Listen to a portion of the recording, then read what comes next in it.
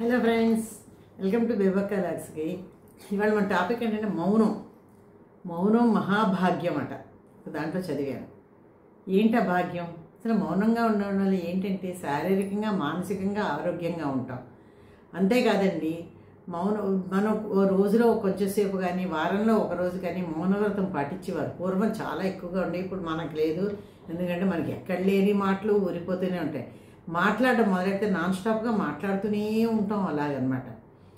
అలాంటి వాళ్ళకి ముఖ్యంగానండి, ఎక్కువ మాట్లాడే మనలాంటి వాళ్ళకి ఏంటంటే మౌనం ఎంత ఇంపార్టెంటో తెలుసుకుందాం. అయితే మౌనంగా ఉండడం వల్ల ఏంటంటే మన కోరికలు నెరవేరుతాయట, మన మానసిక ప్రశాంతత వస్తుందట, మన ఆరోగ్యం బాగుంటుందట, మన ఆశయాలు నెరవేర్చుకోవచ్చట. నమ్మట్లేదు కదా మీరు? ఇది ఎలా సాధ్యం అనుకుంటున్నారా? చూడండి, వింటే పాటిస్తే సాధ్యం అవునా కాదా అది మనకే అర్థమైపోతుంది. మీరు కూడా వినండి, నాతో పాటు మీరు కూడా ఆచరించడం మొదలుపెట్టండి. వెల్కమ్ అండి. ఒక్కటండి, మనం ఉదయం లేచి నుంచి రాత్రి దాకా మాట్లాడుతూనే ఉంటాం. ఎప్పుడు ఎక్కడ ఎంతసేపు మాట్లాడడం, ఎవరితో ఎంతసేపు మాట్లాడడం, ఏమిటి మాట్లాడడం, ఏవి మనం లెక్క వెయ్యం.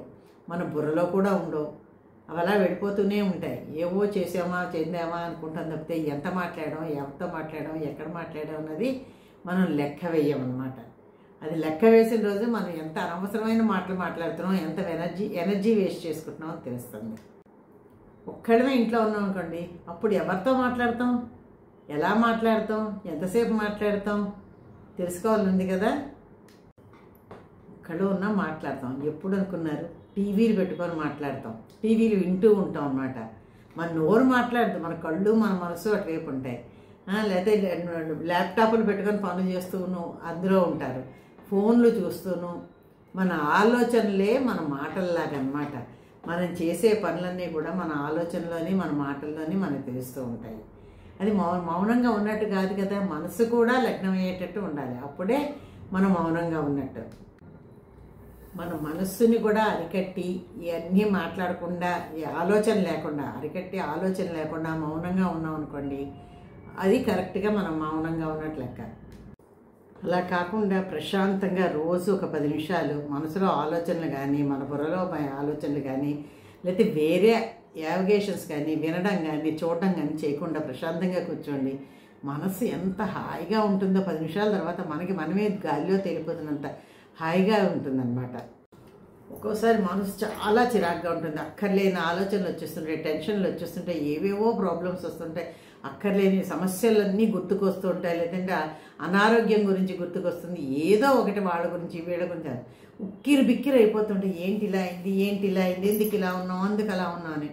అలాంటప్పుడు ఏమీ లేదండి, మౌనంగా కామ్గా గదిలోకి వెళ్ళిపోయి చక్కగా మీరు మఠం వేసుకోగలిగితే మఠం, కుర్చీలో అయితే కుర్చీలో, ఎక్కడైతే అక్కడ కూర్చొని కళ్ళు మూసుకొని మీ ఆలోచనలన్నీ పారద్రోలి మొత్తం అనమాట.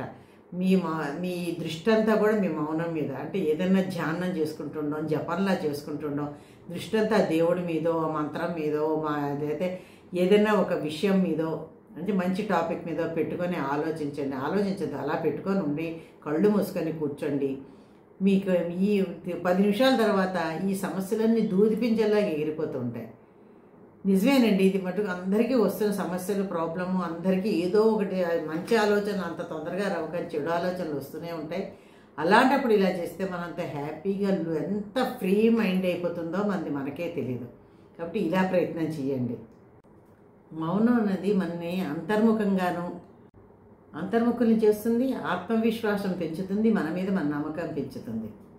తప్పకుండా మౌనం అనేది గ్యారంటీగా చేస్తుందండి. మన సత్తా ఏమిటంటే మౌనంలో 10 నిమిషాలు ఉండి లేచిన తర్వాత మనకు అర్థమవుతుంది.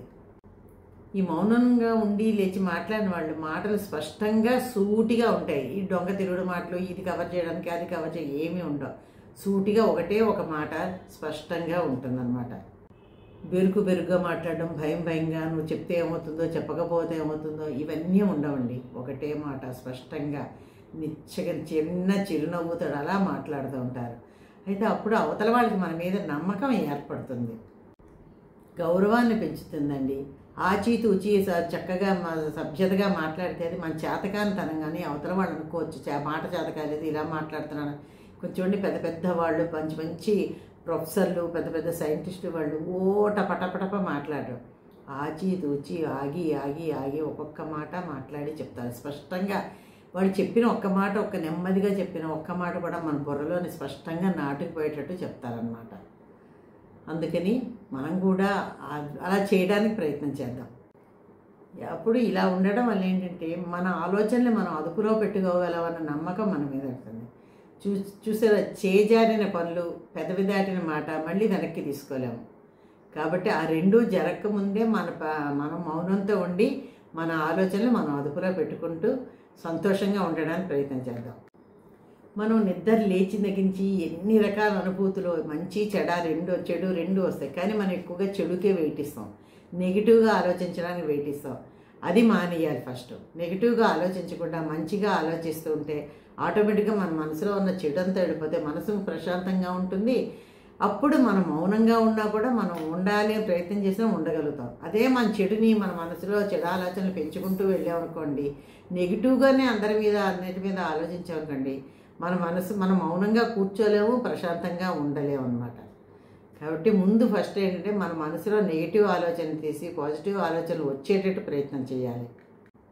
ఆ చెడు ఆలోచనలు ఉన్నాయనుకోండి, నెగిటివ్ ఆలోచనలు, అవతల వాడితో సత్సంబంధాలు కానీ, స్నేహబంధాలు కానీ, బంధుత్వాలు కానీ అన్నీ కోల్పోతాం, అందరి దగ్గర చెడ్డ అవుతాము. అదే మనం కనుక పాజిటివ్గా ఆలోచించామనుకోండి, అవతల వాళ్ళు ఏమన్నా మనం పట్టించుకోము, మనం ఏమన్నా వాళ్ళు పట్టించుకోరు. వీళ్ళు పర్వాలేదు, ముందుకో మాట ఉన్నారు కానీ ఏదో చికాకులో వీళ్ళు అసలు ఎప్పుడు అలా అనవలసిన వాళ్ళు కాదు అని వాళ్ళు సర్దుకుపోతారు, మనము సర్దుకుపోతాం. కాబట్టి ముందు మనకి పాజిటివ్ థింకింగ్ ఉంటే మౌనంగా ఉండగలిగే సత్తా స్తోమత మనకు వస్తాయన్నమాట. అంటే ఏదైనా తిప్పే చక్రం మన చేతిలో, చక్రం మన చేతిలో ఉంటుంది. ఎందుకంటే మౌనంగా ఉండాలి. మౌనంగా ఉన్నాం అనుకోండి, ఎంత చక్కగా ఉండగలుగుతామో అంత. అదే మౌనంగా ఉండకుండా మాట్లాడుతుంటే మాట్లాడినంతసేపు బాగుంటుందండి. టపా టపా టపా ఏది వస్తుందో మన నోటికి తెలియదు, ఎలా మాట్లాడదామో తెలియదు. అనవసరంగా ఫోన్లు చేస్తాం, అందరికీ చేసి బాగా మూడ్ బాగోలేదు ఫోన్ చేద్దామని ఫోన్ మాట్లాడి అవతల వాళ్ళ మూడు కూడా మనం పాడు చేస్తాం. ఎందుకంటే మనలో నెగిటివిటీ అంతా మన నెగిటివ్ మాటలే వస్తూ ఉంటాయి.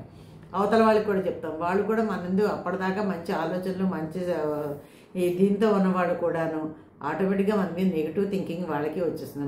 అప్పుడు ఏమిటవుతుందండి, ఎవరితోటన్నా ఇలా మాట్లాడి నెగిటివ్గా వాళ్ళకి మన మీద వచ్చిందంటే మనకున్న బాంధవ్యాలు, బంధుత్వాలు అన్నీ కూడా తెగిపోతాయి, స్నేహాలు అన్నీ కూడా తెగిపోతాయి. కాబట్టి ముందు పాజిటివ్గా ఆలోచించితే ఆటోమేటిక్గా మౌనంగా ఉండడం అనేది మన చేతిలో ఉన్న పని, మన సాధ్యమైన పని.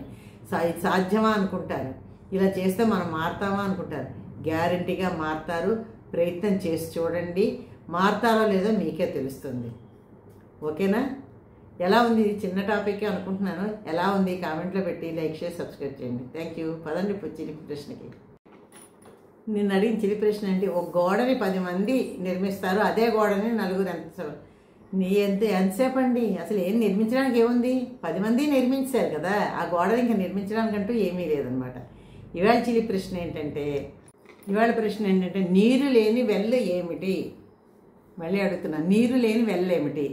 జవాబు పెట్టండి కామెంట్లోని. లైక్ చేసి సబ్స్క్రైబ్ చేసి నాకు సపోర్ట్ చేయండి. Thank you.